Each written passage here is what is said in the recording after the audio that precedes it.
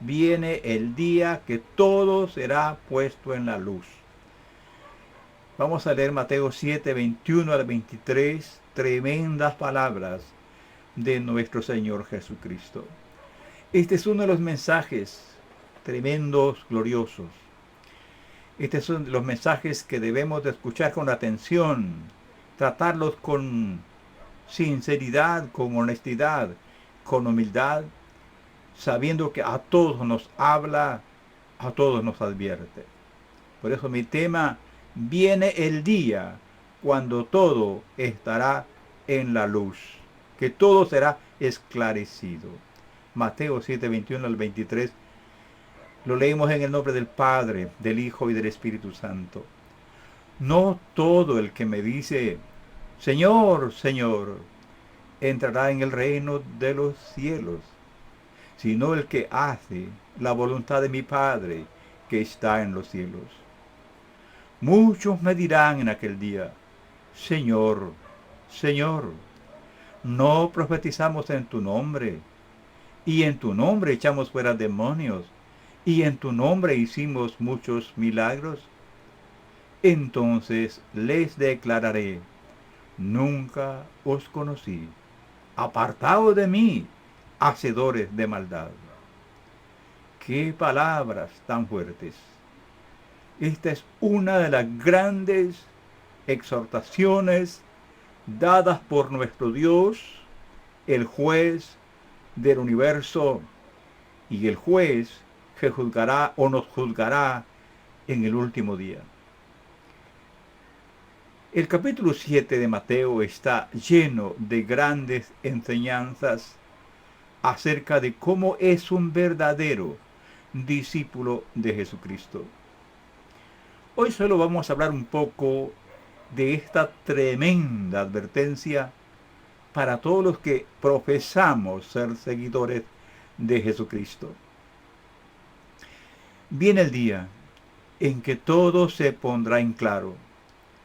Todo lo que ha estado escondido en los corazones de los hombres será puesto al descubierto. En este mundo o en este lado de la vida, nosotros podemos esconder muchas cosas. Nos podemos esconder ante la sociedad o delante de los hombres. Pero viene un día que todo saldrá a luz. Y por esa razón el Señor nos exhorta en diversos lugares en su santa palabra que no debemos de estar dormidos.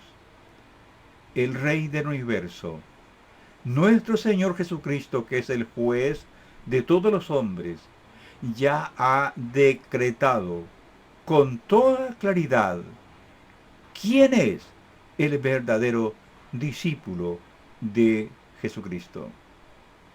Una persona puede decir, yo soy de Cristo. Yo puedo decir, soy de Jesucristo. Todos podemos decir, soy de Jesucristo. Pero mi hermano, no solo basta con decir, soy de Jesucristo o soy cristiano. El Señor Jesús dice, no todo. El que me dice, Señor, Señor, entrará al reino de los cielos. Palabras muy fuertes. En estos versículos nos encontramos ante una de las advertencias más solemnes de toda la palabra de Dios. Estas son palabras que nos hacen temblar, porque indica que no solamente existen falsos profetas, sino que también existen falsos discípulos. En el día del juicio no van a servir credenciales falsas. Hermanos míos, en este mundo, como dije anteriormente, podemos pretender ser cristianos, podemos pretender ser ministros del Evangelio, maestros en Biblia, o profetas o apóstoles. Pero una cosa es lo que ven los hombres y otra es lo que ve Dios. Mi hermano, en el día del juicio, repito, no servirán las credenciales falsas. Allí solo servirá hechos claros. El Señor Jesús dirá en aquel día a aquellos que pensaban que eran cristianos, aquellos que pensaban que eran ministros, aquellos que pensaban que por sus milagros, por sus portentos que ellos supuestamente habían hecho, iban a tener la puerta abierta para entrar al reino de Dios, el Señor les dirá: jamás os conocí. Apartaos de mí, los que practican la iniquidad. Jesús nos está invitando a considerarnos a nosotros mismos y a afrontar una cuestión de suma importancia. ¿Cuál es esa cuestión tan importante? ¿Qué clase de discípulos somos nosotros? Engañarse en esto es lamentable. Uno puede engañarse en la vida por alguna razón u otra y tal vez no le afecta tanto, aunque los engaños siempre afectan. Pero engañarse en las cosas espirituales es terrible. Es terrible. Tenemos nosotros que confrontar esta realidad. ¿Qué clase de discípulos somos nosotros? Y si decimos los pastores, los que predicamos el santo evangelio, deberíamos de seriamente cuestionar nuestra fe en ese sentido. ¿Soy yo en verdad un hombre de Dios? ¿Soy en verdad un hijo de Dios? ¿Soy discípulo de Jesús? No se nos debe olvidar que ante todo, el cristianismo, la fe cristiana, el ser cristiano es lo que importa. No son los títulos que puedan darlos la gente o autonombrarnos nosotros como apóstoles, profetas, pastores, que echamos fuera demonios, que tenemos dones. Eso no es lo importante. Lo esencial es ser cristianos. Debemos nosotros ser hacedores y no solo profesantes de la fe. Estas palabras quisiera que el Espíritu Santo, el fuego del Espíritu Santo, las escribiera en tu conciencia y en la mía. Que estuviesen ahí como brasas encendidas en nuestro interior. Que entendamos, que la tomemos como parte de nuestra vida, como la palpitación de nuestro corazón. Debemos ser hacedores y no solo profesantes. No todo el que me dice Señor, Señor, él entrará en el reino de los cielos, sino el que hace la voluntad de mi Padre que está en los cielos. Queda claro en el versículo 21 al 27, Jesús señala claramente la diferencia entre dos maneras diferentes de entender y practicar el discipulado cristiano.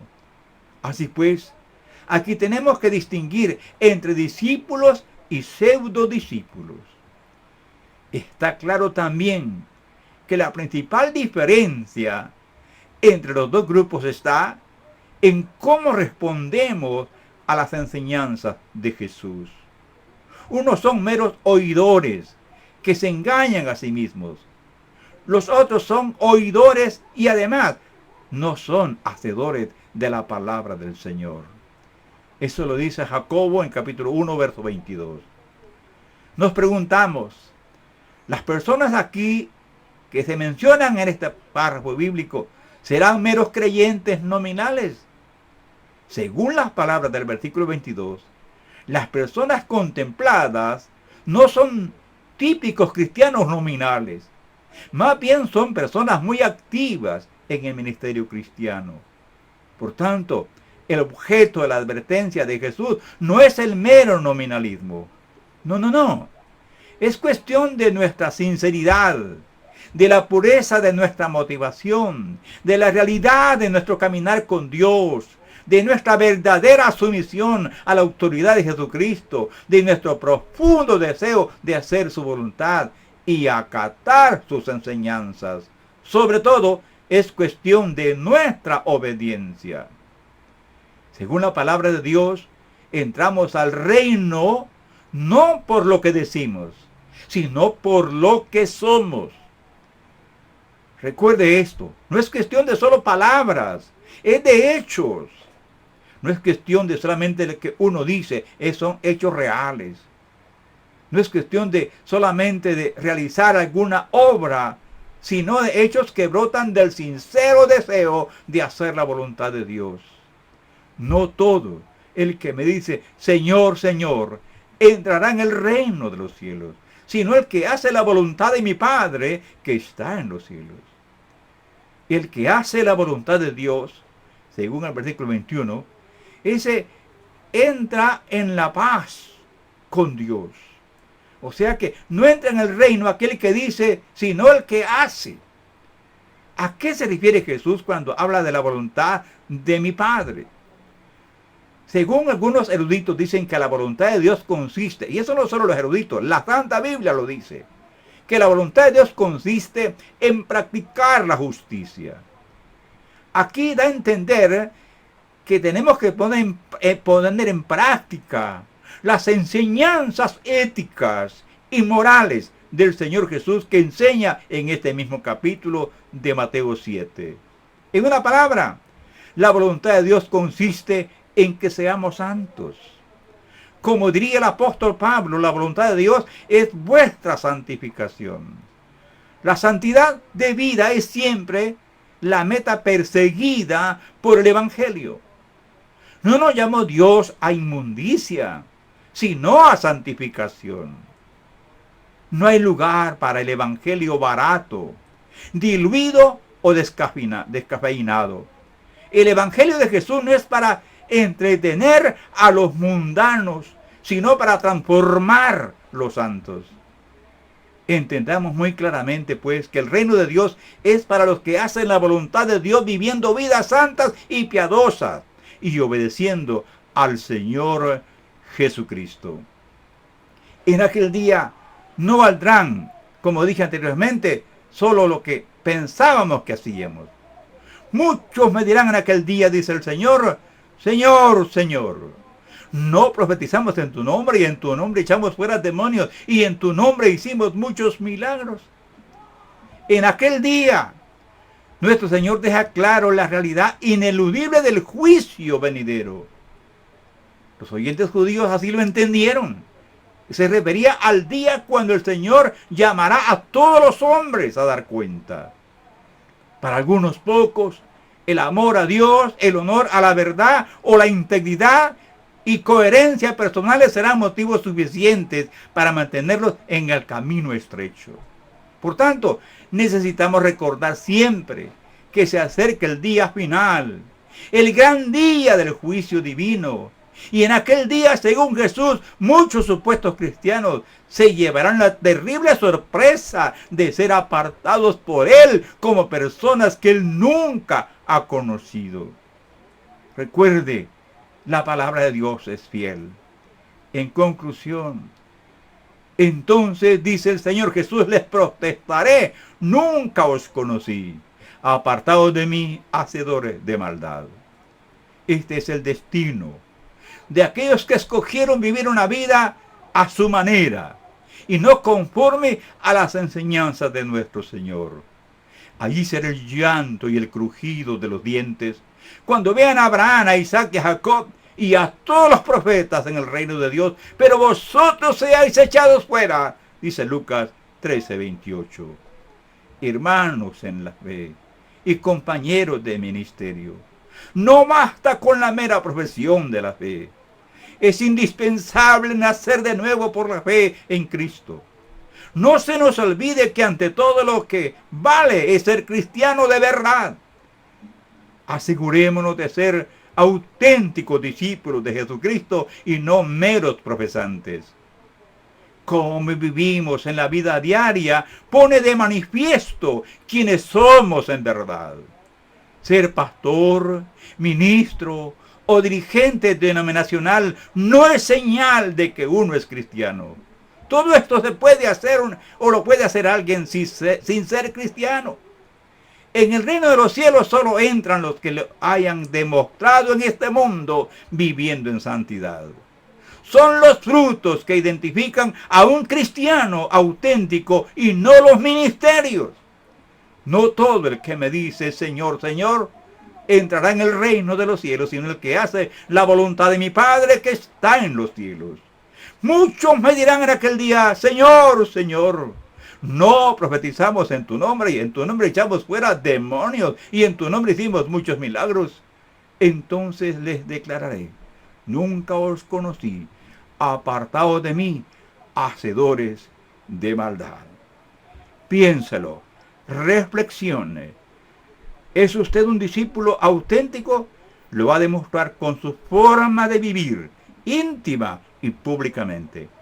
Gracias, Señor, por su palabra. Gracias, gracias, Salvador nuestro. Gracias, gracias, Señor. Gracias por su palabra. Yo le ruego que bendiga a las personas grandemente.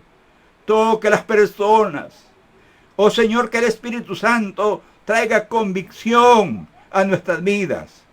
Señor, que nuestros ojos sean abiertos para mirar la realidad.